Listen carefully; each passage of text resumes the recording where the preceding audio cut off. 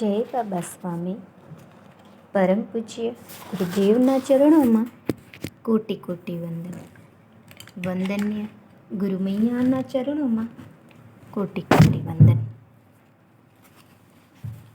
जिस प्रकार हम प्रकृति में देखते हैं कि एक पौधा धीरे धीरे बड़ा होता है,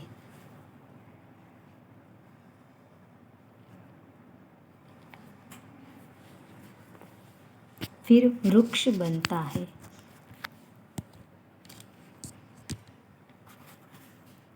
और फिर एक निश्चित समयावधि के बाद ही फल देना प्रारंभ करता है. उसी प्रकार उस आत्मज्ञान के पौधों को 800 साल लगे हैं वृक्ष बनने में. अब यह अनुभूति का फल आया है, पर इस अनुभूति रूपी फल की जानकारी समाज को नहीं है. जा समाज में जा और केवल अनुभूति की जानकारी ही मत दे. अनुभूति का फल भी खिला, मनुष्य ने नहीं पहचाना, तो भी उसकी आत्मा बड़ी परिपक्व है, क्योंकि आत्मा 800 साल पुरानी है. वह शीघ्र पहचान जाएगी. मनुष्य का शरीर नहीं पहचान पाएगा, क्योंकि वह अभी छोटा है, उसकी उम्र कम है, उसे अनुभूति का ज्ञान नहीं है. मनुष्य को जैसे जैसे अनुभूति होती जाएगी, वैसे वैसे वह जान जाएगा कि परमात्मा यानी क्या, धर्म यानी क्या, परमात्मा का माध्यम यानी क्या, परमात्मा की अनुभूति का आनंद यानी क्या. इन सब की जानकारी केवल एक अनुभूति प्राप्त करने से हो जाएगी. हम सब मुनियों की इच्छा है कि यह अनुभूति का ज्ञान मानव समाज तक पहुँचे, क्योंकि अब वह समय आ गया है, और इसे पहुँचाने की इच्छा से ही सबने अपना ज्ञान तेरे भीतर डाला है, तुझे सौंपा है, और सौंपा हुआ ज्ञान समाज तक पहुंचाना तेरा कर्तव्य भी है, क्योंकि इसी उद्देश्य से तुझे वह ज्ञान दिया गया है. उसे समाज में बांटे बिना तू भी अपने गुरुओं के ऋण से मुक्त नहीं हो सकता है. तुझे भी यह ज्ञान समाज में बांटकर अपने गुरुओं को गुरु दक्षिणा देनी ही होगी. गुरुदेव बहुत समय से बता रहे थे, तो थक गए होंगे. ऐसा सोचकर मैंने थोड़ा जल लाकर पीने के लिए दिया, जो उन्होंने ग्रहण कर लिया. मैंने गुरुदेव से प्रार्थना की, अब थोड़ा आराम कर लीजिए. अरे बाबा, अब आराम करने का ही समय आ रहा है. ये सब बातें मैं तुझे इसीलिए समझा रहा हूँ ताकि मैं निश्चिंतता के साथ आराम कर सकूँ. मेरे पास जो जानकारी है उसे एक बार तुझे दे दी, तो उसे देने से मुझे एक समाधान प्राप्त होगा. कि मैंने वह जानकारी तुझे दे दी है। यह सब मैं अपने आत्म समाधान के लिए कह रहा हूँ। अरे, प्रत्येक मनुष्य जो करता है वह अपने स्वयं के समाधान के लिए, स्वयं की आत्म शांति के लिए ही करता है। वास्तव में करना भी माध्यम है। समाधान को प्राप्त करने का ऐसा कहकर गुरुदेव लेटकर आराम करने लग गए। मैं सोचते बैठा कि गुरुदेव समाज में नहीं है, पर आज समाज में क्या चल रहा है इसकी संपूर्ण जानकारी रखते हैं और प्रत्येक मनुष्य के लिए उनके मन में कितनी करुणा है। प्रत्येक मनुष्य तक आत्मज्ञान पहुँचे, यह उनकी इच्छा है और उनकी इच्छा है तो वे यह कार्य भी कर ही सकते हैं और होगा ही। इस कार्य का माध्यम मैं बनूंगा, पर कैसे यह पता नहीं, क्योंकि इस निर्जन स्थान में बाहर निकल नहीं सकता हूँ और इस निर्जन स्थान पर कोई मनुष्य आ भी नहीं सकता है। गुरुदेव का कार्य है, वे ही जाने। मैं क्यों व्यर्थ में सोचूं इस बारे में। उनका ही कार्य है, उन्हें ही कराना है। वे कुछ ना कुछ मार्ग निकालेंगे ही और कार्य करवाएंगे ही। बस सही समय का इंतज़ार करना है। उचित समय आने पर ही वृक्ष फल दे सकता है, यानी एक निश्चित अवधि तक इंतज़ार करना होगा। मुझे भी, उन्हें भी और मनुष्य समाज को भी, क्योंकि परमात्मा की कृपा का इंतज़ार करना ही पड़ता है। वह कभी हो सकती है। बाद में गुरुदेव बोले, कृपा को ग्रहण करने के लिए हमें सदैव तैयार रहना चाहिए, क्योंकि कृपा परमात्मा की करुणा का फल है। करुणा कब हो, कैसे हो, यह सब उसी पर निर्भर होता है। मैं अपने गुरु को दिए गए आश्वासन से बंधा हुआ सालों से इस वीरान से टापू पर परमात्मा की करुणा का इंतज़ार कर रहा था। जब परमात्मा की करुणा हुई तो उसने तुम्हें मेरे पास भेजा, ताकि मैं अपने गुरु से प्राप्त ज्ञान का भंडार तुम्हें सौंप सकूं, क्योंकि तुम्हें सौंपने का आश्वासन मैंने अपने गुरु को दिया था। और अब तुम्हारा यहाँ आना और अपने आप को आश्वासन से मुक्त करना एक घटना थी जो परमात्मा की कृपा से घटी थी। जब हम ध्यान करते हैं तो परमात्मा की शक्तियों के साथ हमारा योग होता है। हम अपना अस्तित्व धीरे धीरे परमात्मा की शक्तियों में खोने लगते हैं और यह प्रक्रिया बड़ी सूक्ष्म रूप से घटित होती है।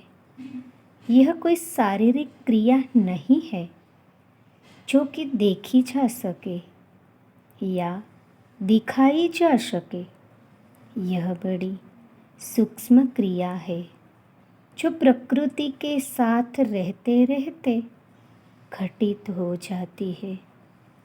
सबसे पहले शरीर के ऊपर हमारा नियंत्रण होता है, क्योंकि यह प्रक्रिया बाहर से भीतर की होती है। शरीर पर हमारा नियंत्रण हो जाने के बाद हमारा शरीर का बोध, शरीर का एहसास कम होना प्रारंभ होता है और शरीर साधना के लिए, साधना के अनुरूप बनता है। शरीर योग साधना के लिए तैयार होता है।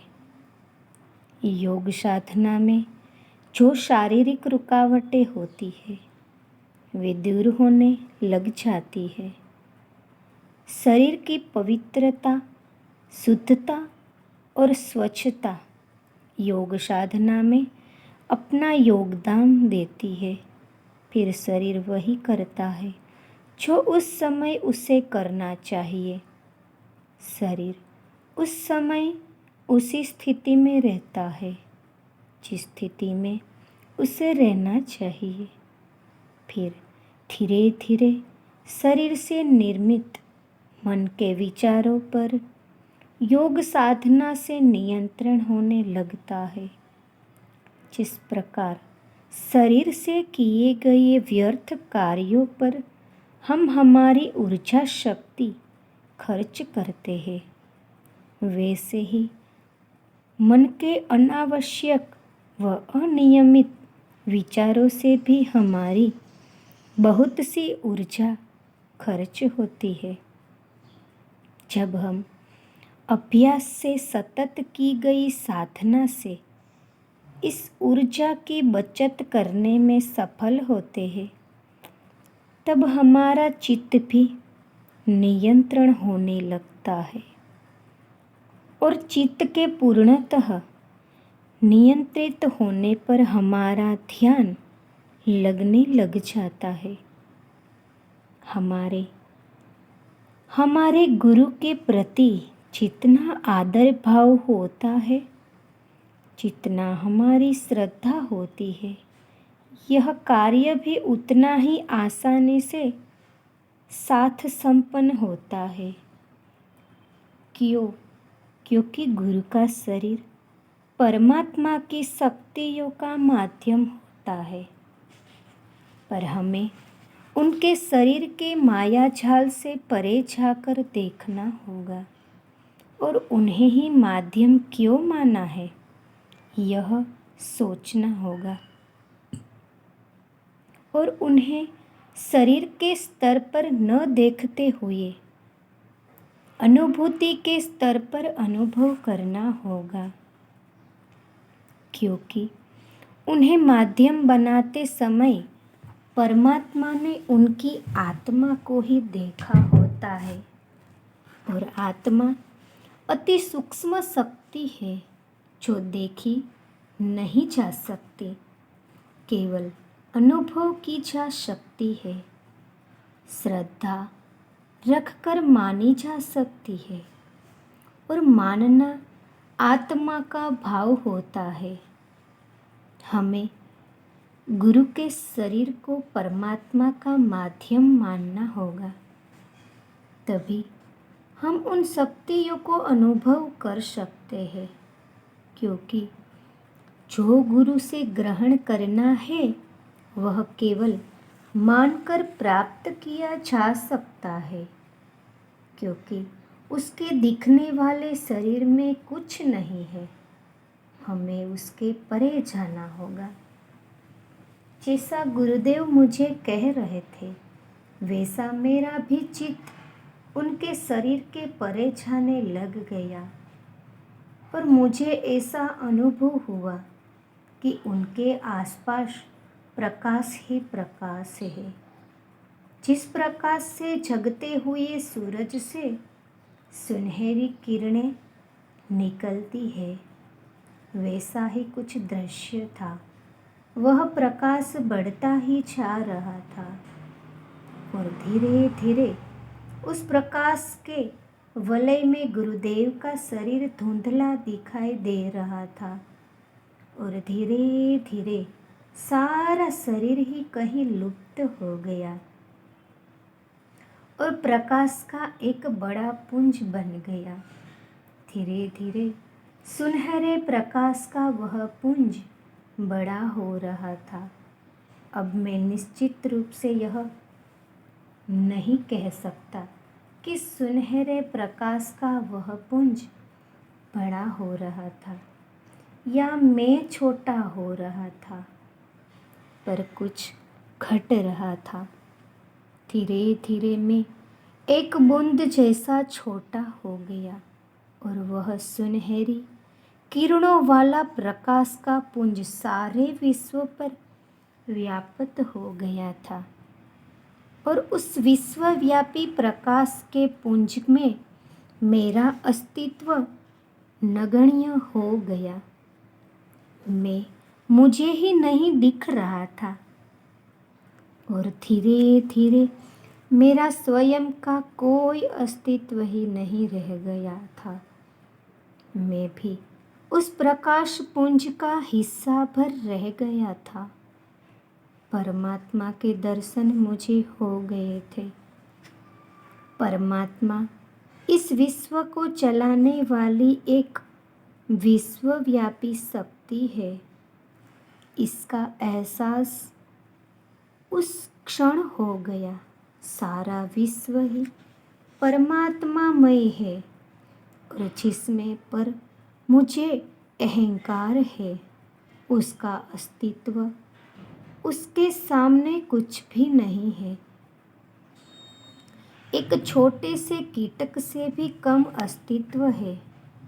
मैं कितना छोटा हूँ और परमात्मा कितना बड़ा है, इसका एहसास मुझे उस क्षण हो गया था।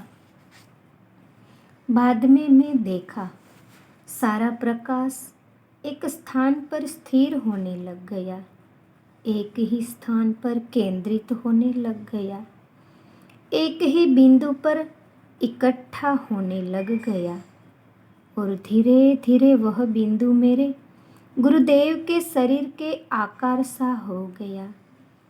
पर अभी भी वह बहुत बड़ा था, पर धीरे धीरे फिर वह गुरुदेव के शरीर के आकार का हो गया और जैसे ही मैंने गुरुदेव को देखा, मैंने उनसे साष्टांग दंडवत प्रणाम किया। उन्होंने उनके दाहिने पैर के अंगूठे से मेरे सिर पर स्पर्श किया और मैंने मेरे शरीर में एक बिजली सा प्रवाह अनुभव किया। सारा शरीर बर्फ जैसा हो गया था।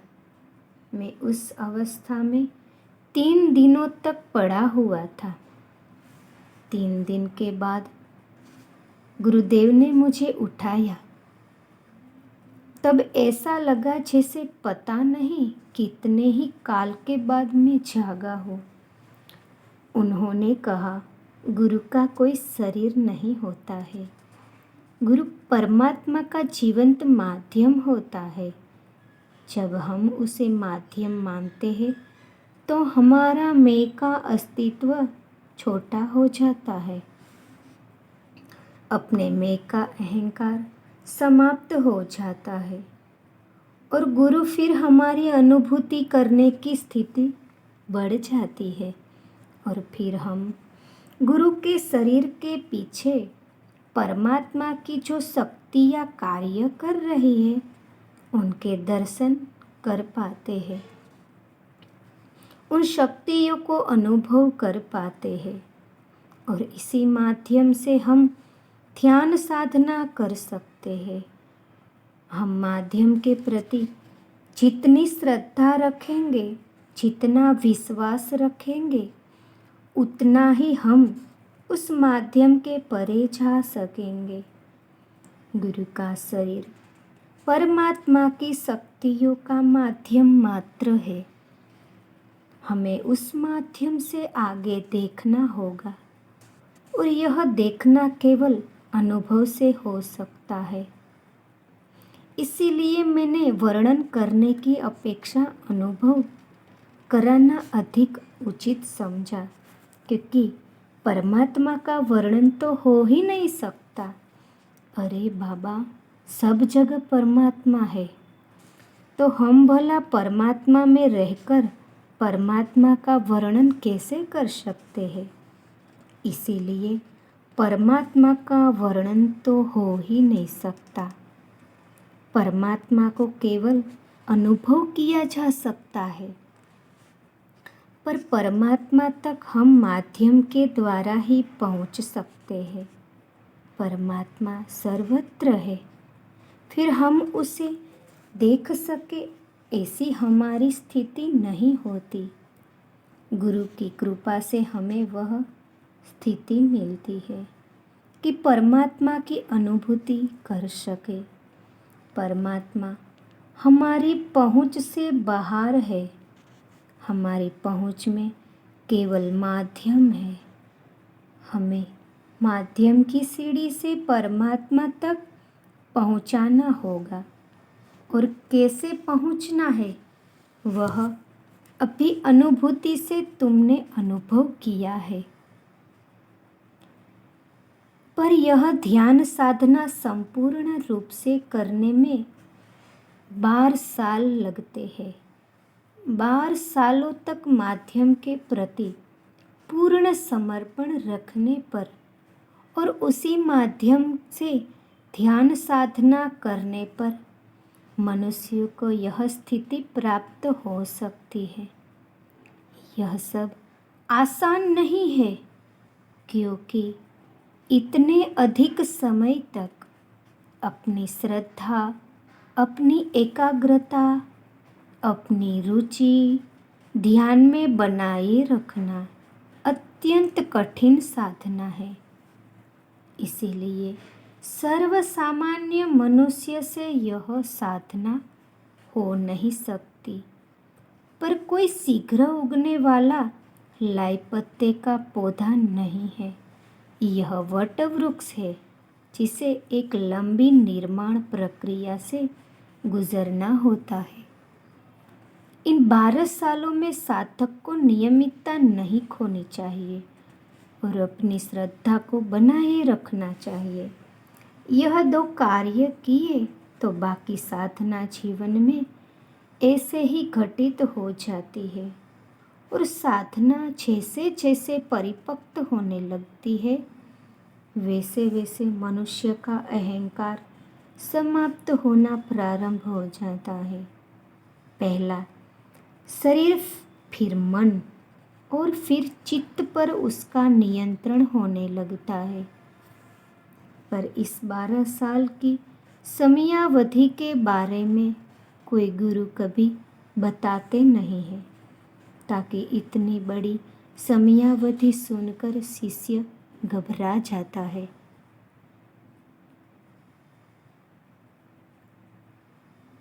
वह अपने शिष्य से सदैव कहेंगे, ध्यान कर, ध्यान कर, ताकि इतना समय कब निकल गया उसका पता भी नहीं चले।